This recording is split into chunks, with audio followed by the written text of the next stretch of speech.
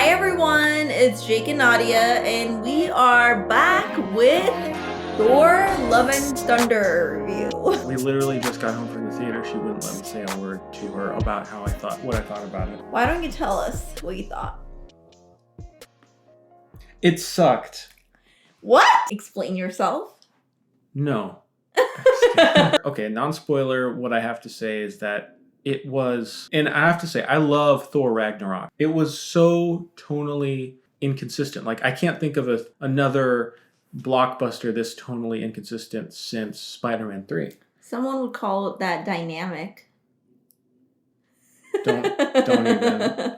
It was not dynamic. One thing that really stood out to me is that this movie feels like it was cut to within an inch of its life. Each scene was just like tight, just like everything. There was no breathing room for scenes, for moments to hit. It was just all boom, boom, boom. It's the best. I think Ragnarok is still the best, but it wasn't the worst. It's definitely better than the first two Thors. Also, obviously it's not spoilers to say because it's in the trailer that Jane is back. And definitely the trailer hyped it up to be more than what it turned out to be, in my opinion. I was disappointed, not gonna lie, but I was also happy. What disappointed you about it? What didn't work? I thought some things kind of tend to be a little boring. Some humor was a little drawn out, and it just kind of lost its spark. Yes. It was kind of felt like a joke that you have been told 10 times, and it was funny in previous movies, but in this movie it's like, oh yeah, yes. I've heard that before. Yes. It was like it's funny when it's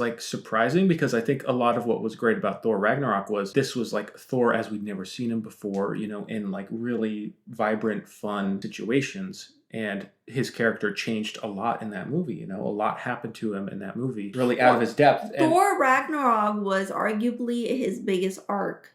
Yeah, and that's... I mean, granted, in Endgame and things, I know that comment section will flood and say, no, how can you say it was the biggest arc? Did you not know, he lost this person in, the following movies? Yes, I know that, but I'm talking about individually, a Thor movie, standalone. Ultimately ended up being so low stakes, and the villain, I thought, would have worked well in a different movie. And that's why I think Spider-Man 3 is kind of an apt comparison, I think, because like Spider-Man 3, it felt like there were these clashing things that were all trying to fit in the same movie. I think we have the Jane story, which could have been something interesting, Thor's own story, whatever that was. Well, with Guardians of the Galaxy, which would have been fun, that would have been an interesting dynamic to watch them actually interact together, which I think a lot of people were looking forward to. The villain story, Gore, who felt like he was in a totally different film. He felt like he was in a DC film because of how gritty, dark it was. Having those three things together, they were trying to do too much at once, and bouncing between these things so quickly, so jarringly, when you're going from incredibly dark subject matter. I mean, even for a Marvel movie, some of this stuff with the villain was incredibly dark. Not just with the villain, with Jane. Very real, dark, sad stuff, to going to screaming goats. It was just... And then once you get into the mode of the fun, lighthearted Thor adventure, it's immediately back into the dark stuff. So it's once you start warming up to okay, I can kind of get it's more lighthearted, fun, rom-com kind of feel, then it's nope, it just did not fit together. But I don't think that was the problem. I agree with what you're saying. And the story was predictable. That's another thing. The story that was predictable, the stakes... I wouldn't say it was predictable, but yes, I can see where you're going with that, but I would disagree with that, but I can't say why until the spoiler section. I will say that I don't know if it's the combination of darkness and humor that was really the problem. Ragnarok also was darkness and humor. I don't think that was the problem. I think the problem is that it didn't mix together well. They didn't have the perfect timing of when to put humor in versus when to put darkness in. And it just felt like it was a mismatch. What were they thinking? What were they thinking? I actually liked the first scene, which we'll talk about. I liked it too. But I was okay, this will work if this remains consistent. That was the problem. I'm okay, if they're going to do a darker Thor movie, hell yeah, let's do it. Let's see what happens here. I'm excited. But somebody was we need to pump this thing with so many jokes because this is too dark. And I heard that they cut a lot of the darker stuff out of the movie. Even so, I will say Christian Bale was great. I didn't even realize it was Christian Yeah. Bale until the end. He was really good. He was great. He was great in everything. He was really good. I thought that Chris Hemsworth did pretty good job. I don't think it was the acting. I don't know. I had nothing wrong with the acting. It was all the I don't know the writing, even the if pace. it was writing. I feel like it was writing. editing. Editing was a huge problem, but yeah, I think writing though it was. I think the heart of the issue, especially when you're talking about like some people being cut off, then maybe it would have worked in the writing. If so much was cut off, maybe it was more editing. But I mean, how will we ever know without seeing the final product without the editing? Right? And I feel like there was a much longer movie that was probably fine, but they were like, let's get it under 2 hours, which it's just barely under 2 hours, but. Like I said, each scene feels like cut to within an inch of its life, and then we're on to the next thing and the next thing. That I just started going like, I just don't really know what's happening, but I know they have to go to the third act and have the bad guy. And honestly, by the end of the story, I was questioning what the bad guy's motivations were. Like I just didn't understand, and I didn't understand what the threat was. Well, like I truly didn't. And we can talk about this in spoilers, but I was like, what is the threat? Like I just did not know. I still don't really understand. Well, I obviously know the threat the whole time, but the thing is that like I thought the ending was pretty weak. It was just like, well, we need to have this in here now, so let's just do it. It felt very, and then the end of Spider-Man 3. It was just like, okay, now Harry Osborn dies, and it's like. Okay, can we move on to the spoiler section now? Because I'm really... One thing I want to say, I never expected Doctor Strange in the Multiverse of Madness to be funnier than the new Thor movie. I will say... I laughed way more during Doctor Strange, and it was way more entertaining than this. I will say I expected some more similarities. With that being said, I rated 5 out of 10. What would you rate it? Wow. I'm amazed. That's okay. Well, if you give it 5 out of 10, I'm giving it like a 3. No, you can't do that. Okay. No. I'm not saying because of you. I would have given it that regardless because I really didn't like it. Okay, now I have to up it. I'm giving it a 3. I'll give it 6.5 out of 10. Don't even. I'm giving it 6.5 out of 10. I'm keeping it a 3 out of 10. Spoilers. If you care about spoilers, if you've seen it, just... Spoilers. So, Guardian of the Galaxy is like in the first 10 minutes. I don't know the exact time match because my phone was off. Obviously, I was in theater, but it was very short-lived. Completely misdirection of what the trailer showed in a bad way because I was more so looking forward to the interaction between Chris Hemsworth and the members of the Guardian Galaxy a lot more. That would have been fine, but like in the beginning of the movie, it's set kind of like more of a funny Thor, the Thor that's trying to find himself. And yes, he discovers himself because he ends up seeing Jane again. They had a bad breakup with unresolved feelings. Okay, but can I argue something here real quick? Yeah. I would say that Thor, he starts off sad, missing Jane, knowing that she's his true love. Mm-hmm. He ends the movie sad, missing Jane, knowing she's his true love. That's exactly what I was trying to get to, though. Okay. Jane is, like, she has cancer, and she is not going to make it unless... And I thought at first, like, is she going to make it or not? Because, he's searching for love. This is what he's been wanting. Just the whole cancer thing in general itself. I thought that was really... Like, what was that all about? Well, I think they were trying to humanize the movie a little bit more. But it felt... So, with all the goofy, lighthearted adventure stuff, it felt not given the weight it deserved. There's so many things that you're making me get to all that together that my mind is kind of like trying to organize itself. Okay, things that I didn't like. I'm going to say it out straight, okay? Can I say it out straight, please? Sorry, it's okay, I'm just like losing my thoughts. I really thought that while she was the Mighty Thor, that she was beating cancer. It was when she wasn't the Mighty Thor. It ended up being that the hammer was sucking the life out of her, and I just kind of felt like it was a hypocritical moment when Thor, the reason why she got the hammer is because Thor told the hammer to protect Jane. Yeah. But yet it was sucking the life, and then Thor and the hammer have loving relationship, so it's kind of like it doesn't make sense. It didn't make any sense. And so I was like, what the heck? Like, so she wants to have even a greater purpose than being like Dr. Jane, foster, Yeah, who like is who's like an amazing, successful, and like it that's kind of not made enough. it feel like she wasn't feeling like she was enough, rather than she had to be a No, superhero. and she clearly And then she is kind proud of of like, her I felt like accomplishments. she Like, lost her identity yeah, and became Thor, and at and first dressed like him. It's like, and dressed exactly like him. what's the But the point? thing is that like I thought when I saw the trailer, I was really excited for her to be Thor, because I thought that they were going to, and this is when I was going into Doctor Strange, and I thought Doctor Strange and this Thor movie was going to be more similar. I thought Jane was going to be from another universe. Yes, I was just about to say that. That's what I thought. And I thought that would have made way more sense. Yeah, like, hey, you didn't make it work with this Jane from literally, the universe. you know what this felt like? Maybe she has another boyfriend. But I mean, I guess that would be maybe too similar to Doctor Strange movie, where, you know, That'd be Doctor very Strange's similar. love. Yeah.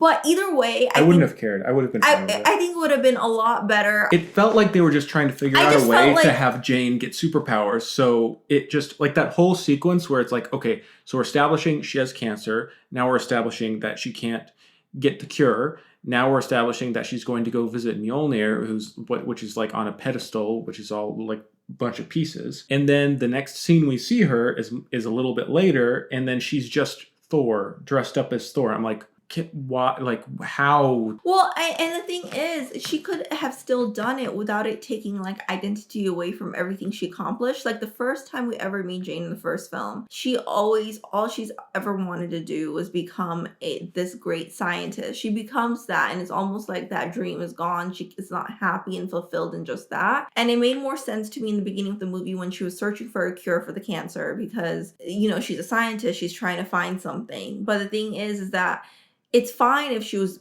going to be the mighty Thor. I just wish they did it in some type of way that didn't take her identity away. It was more like an accident instead of her searching for something else, you know? Or maybe it had some kind of benefit than her literally it draining her life away. The point of it that I can imagine that the writers were trying to make is that Jane is a selfless being and she wants to do something great. My point is that she's never wanted to do something great as I've known her by being a superhero necessarily. I mean, yes, she wishes that she was stronger and everything else, but her primary focus has always been science. Jane dies. Christian Bale's character, the villain, his destiny is basically to kill all the gods, and he's corrupted by this sword. He's able to go through this portal. Do you remember what it's called? I think it was eternity, but yeah. But the thing is that like, and he's able to make a wish. I think that he was uncorrupted all of a sudden because Thor and Jane had destroyed the sword. I thought that for a second, oh, is he going to be selfless and wish Jane to be well again? Because ended up wishing for his daughter because he loved his daughter. He was really sad that she didn't have a long life. Like at the end, there's like a 5-minute scene of her being the love and Thor being the thunder. So the more we talk about it, the more I dislike it. The movie establishes so well in that opening scene that gods are basically evil. Mm-hmm. You know, like it's established so well because that scene is so dark with Christian Bale like suffering in the desert, acting his heart out as he does in every role, you know, with his dying daughter. And then he comes finally to confront to this god who he thinks is going to, you know, save him or help him or whatever. And the god just ridicules him, laughs in his face. And I remember we said this like after the opening scene, or you said to me, like, I hate it when the villain has a good point. Yeah. And it was literally like that video I did. Oh, I want to do all these things that are good for everybody and that will help people. And then but I also want to kill a baby. Yeah, exactly. And it's like, oh, well, in that case, he has a sword that's making him kind of crazy and makes him kidnap kids. You know, it was literally like he's doing a good thing, getting rid of terrible gods.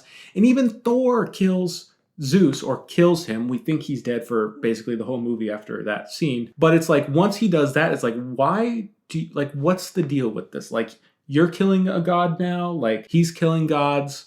God and Zeus basically proves that gods are all like stupid and corrupt, except for basically Thor. So and Thor was corrupted. Exactly. He just changed because it's Jane. Exactly. So it's like, well, we can't destroy this horrible hierarchical system that's oppressing people and helping no one except for those up top. We can't destroy that because one of them is a good guy, and his name is Thor. in the end, it just came down to the guy wanting his daughter, and then he's like redeemed, I guess, in that light. Sorry, but this bothered me too, and I think you made a good point about like Jane's character arc, how it didn't really make sense for her to want to be the mighty Thor, because like at the end when they realized that, oh, having Mjolnir is actually making her cancer worse, she's like, well, I want to help people, and this is my way to help people, so I'm going to pick up Mjolnir. And Well, she wanted to help Thor, though. yeah, but it was more like, it came across like, I need to do something good, and it's like, you're going to do more good alive, with like what you do and what you've already done. So it just felt kind of like a reason to kill her. It felt like at that point in the movie, and even before this, I was like, yeah, they're right. They're just going to kill her off. Like, Well, they're going to kill her, and it's going to be because they want Thor to have a resolution. And it was basically like, they brought her into the movie to give Thor some sort of emotional arc. Well, yes, I do think they brought her And into then the they movie kicked her out. for They're like, bye-bye, we don't need you. Thor's emotional arc. However, I don't agree at the end about her wanting to be Thor again in order to, like, that being wrong. I think at the end, her motivation felt right, because it wasn't about helping people in general necessarily, that she could do other ways. It was about helping Thor and making sure Thor is safe. The only reason she is able to wield a hammer is because Thor whispered to it to protect Jane, and it doesn't make sense for that hammer to be so iconic, so important, to then suck out the life of Jane. If anything, it proves the villain's point of the movie, saying anything godly is just sucking the life out of you. It's so horrible. another point to the villain. Yeah. But, I just don't think that point was really analyzed that much. It made sense when she ended up seeing, like, okay, Thor obviously needs help. He's not able to do this by himself. The way she died felt weak. There was no weeping. It felt like it was, like, he's opening up his heart and everything else, but it kind of felt like, okay, we know she's dying. Just like, it's just, the movie's just like, they're done with her. They have nothing else to do with her. So it of course just didn't she's feel just like die. it was too emotional as I expected it. As Thor was like a lot more emotional. No, it should be super But emotional. I guess like what they're trying to do is like, okay, Thor's healed now. Thor is not going to need to be that emotional, angry. But then I also felt like that's what disconnected me from Thor, because you could be healed, you could be emotionally healthy and still grieve. It almost seemed like they were trying to say at the end, not lack of emotion, but lessening Thor's emotions when Jane died. It almost seemed like it was like, okay, this is what, if you're healthy, you can't be grieving. When you look back at the scenes of them being together, they didn't really like make that much sense past the first couple movies, because they weren't making time. They were letting fears get to them. And yes, it would have been beautiful in a way that if they came back together, but I just felt like the movie like lost that spark between them in some sense. I just didn't feel it for them the way that I used to. They could have done this movie about Jane, and it was just her story about how she did this thing. Like, if she had a different story, and maybe Thor is a part of it, but he's more of a supporting character, because it felt like it needed to be more about her. And it feels like they wanted to make it more about her, but they couldn't. Yeah, I feel like it would have been better to do that, because I think at this point, Thor's character, it's like, where are we going? It still feels like what's going on with Thor. It feels like nothing really happened to him in this movie. That would have been a good. I really liked when Thor and Jane saw each other. I thought that was a really good scene. In a movie this like weightless and silly, having the cancer plot was like, it was just, they were trying to give us a reason to care about, or maybe this was like comic stuff. Either way, they didn't give it enough weight. This needed more of an intense focus, and this stuff did not belong in this movie. It was almost like borderline offensive, just how it was just like, oh yeah, there's this cancer, which is a very real reality in the world that's really difficult and sad, Well, if they're, but they didn't give it the weight. Like, if they're gonna have that, they have to understand that word has a lot of weight. There's a lot of baggage to that word, and they can't just kind of treat it lightly, I think, and just have it as part of the movie. It just felt really kind of tasteless. At the end, when Thor stops fighting Christian Bale's character and says, I'm choosing love, I felt like it was kind of trying to ground itself in more reality, the way that it was trying to ground the whole cancer situation more in reality. It would have been more realistic if Chris kept fighting Christian Bale's character so that he can make a wish to cure Jane. Wrong for this movie, for this It's film. almost like at the end, I felt like he was like not only ready to let Jane go, but willing to let her go. Yeah, it was just like... It just felt like not necessarily like you're the love of my life kind of moment. It felt like I loved you once. And I hope you find happiness in the afterlife because you're going to go to a great see you when I see you. And hey, I'm going to adopt this child to fulfill a hole in my heart. I honestly want to rewatch Ragnarok because it has been a while since I've seen it, but I didn't remember it feeling so tonally out of place. It was more serious in a way because it felt like it was going from a grounded, like there's a serious story, there's stuff going on, and then it gets silly. Whereas this felt like, yeah, we're going to be goofy and nothing matters. And I think it also kind of tied in with, we go from a scene where Christian Bale's character, a person, confronts a god, and the god, rude and mean, and just laughs and takes everything not seriously at all, right? Mm-hmm. And this is like the theme, like we have these gods that don't take people seriously, they don't care about other people. And then the very next scene,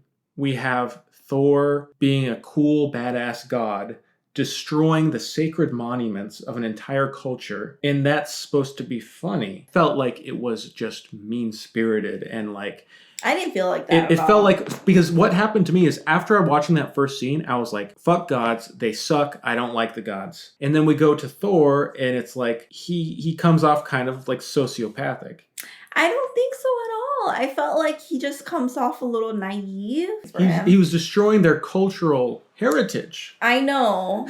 And I felt like that bothered me a lot because he was just careless because he can, he's a god. And that's like, that should have been, what I wished would have happened? I didn't see it that way. I was hoping they commented on that because that was like the theme. I think that was one of the deep themes that they were establishing. Like maybe these gods need to take into account the damage they do or something. But that was the storyline for the first Thor film. That was literally the first Thor film. It would have been really repetitive if they did that, honey, because the first Thor film, it was all about Thor being very arrogant, being uncaring, like thinking about those puny humans. No one matters because we're gods and we can do whatever the hell we want to do. We can take over any place that we want to. Nothing matters unless we say it matters. And then Jane changes that in him.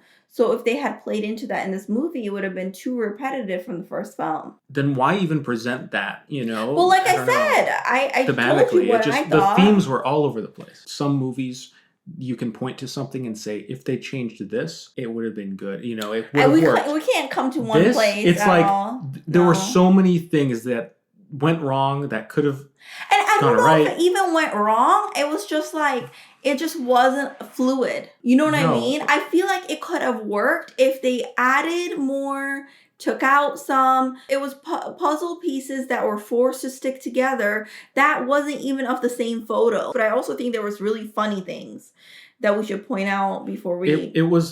The problem is there were some stuff I laughed at, but it was drowned out by a lot of stuff let's talk trying about so hard to be funny, but it wasn't. So I will say, one joke that I thought was consistently good, that I liked, because it tied into the story. It wasn't just random. A lot of this movie just felt like, hey, do you like random humor? One joke I really liked was Mjolnir is now with Jane. Thor is kind of jealous of that. It takes on this like ex-girlfriend kind of thing. Yeah. I want to make a good point. Can I make a good point? Please. Maybe it's not a good point, but I think it's a good point. I think the reason why this movie didn't work is because it didn't have a Loki. Loki was such a good balance of Thor. I thought that Star-Lord was going to be that balance now that Loki was gone. Kind of like a butting heads. Yeah, exactly.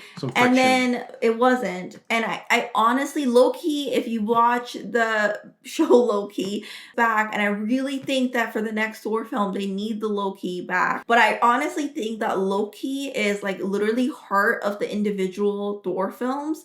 And without him, it kind of feels like a puzzle piece missing. Honestly, I think you have a point about that. Yeah, because it did feel like there was a gap, and I was like, it feels empty. It feels like there's something, and it's because Loki has always been the best part of the Thor movies. One part that I also hated, and I have to get this out, are we embracing the arrogant Thor and being like, Yes. you know what, the Thor's just arrogant and this is the way he is, kind It of was thing. like, So- in order to have a new arc for him, it's like we just have to retcon his growth. Like the Guardians of the Galaxy stuff, when they left, it was like they didn't want to be near him. And at first, I thought it was like some parts of it was funny, like his arrogancy is funny, and I think that it is needed in his character. Well, that's been his But- thing for, you know, But it kind all of the got movies. overused in this film. It was just repetitive. I think they shouldn't have done another Thor movie. They should have just had Thor be part of Guardians of the Galaxy. That's what I thought it was going to happen. That's I what I thought Natalie Portman was going to have her own individual Yes. movie where Yes. the Thor was going to be part of it to help Natalie's character, but really it was going to be Supporting Natalie character, being, yeah.